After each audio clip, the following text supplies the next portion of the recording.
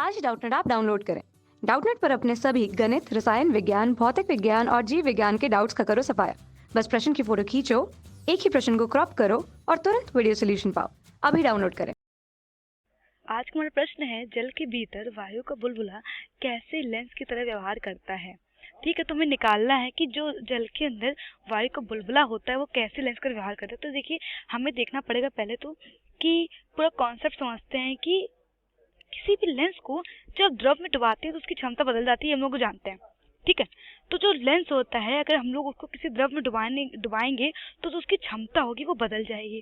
ठीक, तो ध्यान सुनिएगा कि अगर किसी लेंस को ऐसे द्रव में डुबा दिया जाए जिसका अपवर्तनांक लेंस के पदार्थ के अपवर्तनांक से कम, ठीक, कह सकते हैं कि अगर मान लीजिए हम लोग लेंस को ऐसे द्रव में डुबाएं जिसका अपवर्तनांक लेंस के अपवर्तनांक से कम हो। मान लो हमारा म्यूएम जो है वो क्या होगा, कम हो, किससे, हमारे लेंस के अपवर्तनांक से। तो क्या होगा, तब लेंस की जो फोकस दूरी है, जो लेंस की फोकस दूरी है वो क्या होगी, लेंस की फोकस दूरी बढ़ जाएगी। लेंस की फोकस दूरी बढ़ जाएगी।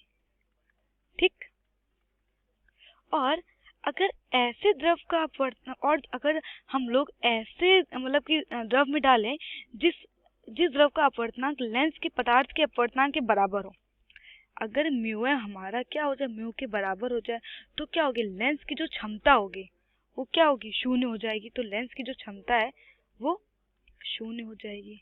अच्छा, एक बात बताओ, जैसे यहाँ मैंने बोला कि लेंस की फोकस दूरी बढ़ जाएगी, तो लेंस की फोकस दूरी बढ़ेगी तो क्या होगी, इसकी जो क्षमता होगी वो क्या होगी, घट जाएगी, क्षमता घट जाएगी।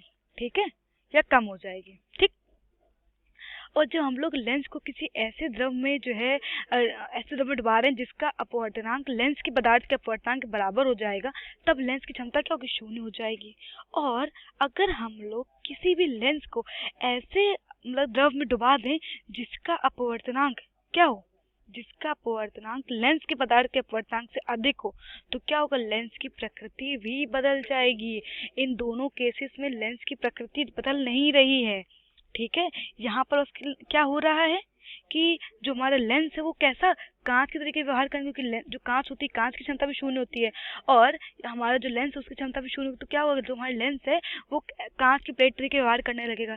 यहाँ पर लेंस की जो प्रकृति है, प्रकृति में कोई भी व्यवहार मतलब प्रकृति में कोई भी चेंज नहीं होगा, कोई भी चेंज नहीं होगा। प्रकृति हमारी जैसी थी वैसी ही रहेगी। ठीक है, हमारा बदले क्या, केवल फोकस दूरी बढ़ जाएगी, जब फोकस दूरी बढ़ेगी तो क्षमता घट जाएगी। ठीक है, लेकिन जब हम लोग किसी ऐसे द्रव में डुबा रहे हैं जिसका अपवर्तनांक जल के मतलब लेंस के अपवर्तनांक के बराबर है, तब क्या होगा कि जो हमारी लेंस है उसकी क्षमता शून्य हो जाएगी, और जो हमारी लेंस है वो कांच की प्लेट तरीके व्यवहार करने लगेगा।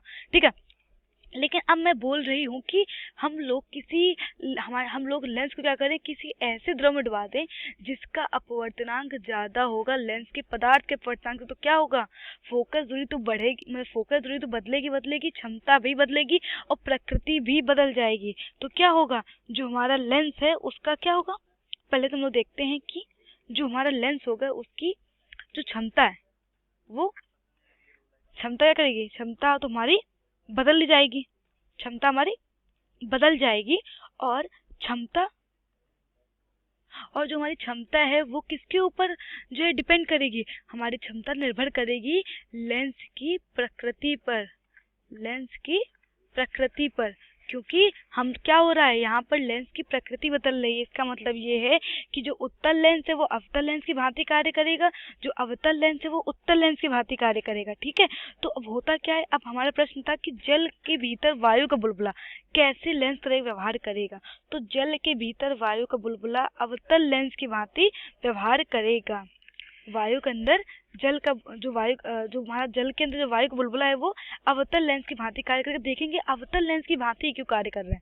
ठीक है, इस बात को समझेंगे। अब होता क्या है कि जो हमारा वायु का बुलबुला होता है उसकी तो चारों तरफ क्या क्या होता है, द्रव होता है। ठीक है, तो उसका अपवर्तनांक जो जो द्रव है उसका अपवर्तनांक क्या होगा, जो हमारा जो वायु का जो हमारा जो बुलबुले का अपवर्तनांक है उससे क्या होगा, ज़्यादा होगा।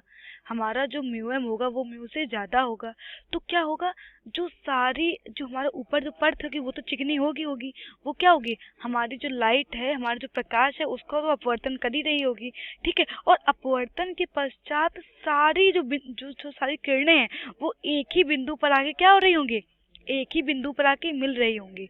अपवर्तन के पश्चात जो सारी किरणें होंगी वो क्या होंगी, एक ही बिंदु पर आके मिल रही होंगी। और अच्छा एक बात बताइए कि ऐसा किस लेंस में होता है कि जो सारी किरणें हैं वो अपवर्तन के पश्चात एक ही बिंदु पर आके मिलती हैं, वो किस लेंस में होता है, अपसारी लेंस में होता है। अपसारी लेंस में क्या होता है, प्रकाश अपवर्तन के पश्चात एक ही बिंदु पर आके मिलता है।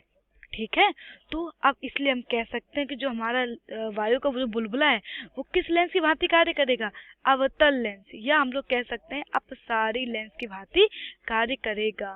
ठीक है, समझ में आया, अपसारी लेंस की भांति क्यों कार्य कर रहा है, क्योंकि पहले तो हमारा ये है कि जो हमारा जो अपवर्तनांक है वो हमारे जो बुलबुला है उसका अपवर्तनांक जो उसका अपवर्तनांक है, हमारे जल का अपवर्तनांक है उससे क्या है, कम है।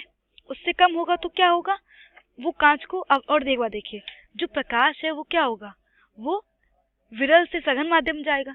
जब विरल से सघन माध्यम में जाएगा तो क्या होगा, जब कोई प्रकाश किरण विरल से सघन माध्यम में जाती है तो क्या होती है, अवलंब से दूर हटती है। ठीक है, तो जब विरल से सघन माध्यम जाएगी तो क्या होता है, अवलंब से दूर हटेगी, और अवलंब से दूर हटेगी तो क्या होगी, वो सारी प्रकाश किरणें होंगी उनको सबको एक ही बिंदु पर मिला रही होगी। ठीक है, तो इसलिए हम लोग कह सकते हैं कि यह घटना केवल अपसारी लेंस में ही होती है कि प्रकाश की किरणें अपवर्तन के पश्चात के लिए किसी एक ही बिंदु पर आके मिलती हैं, और ये घटना केवल अपसारी लेंस में ही होती है। तो ये वायु का जो बुलबुला होगा वो अपसारी लेंस की भांति कार्य करेगा। ठीक है, यही हमारा उत्तर है। कक्षा 6वीं से 12वीं से लेकर नीट, आईआईटी, जेईई वो एडवांस के लेवल तक 1 करोड़ से ज्यादा छात्रों का भरोसा। आज ही डाउनलोड करें डाउटनेट ऐप या व्हाट्सएप करें अपने सारे डाउट्स 8400 400 400 पर।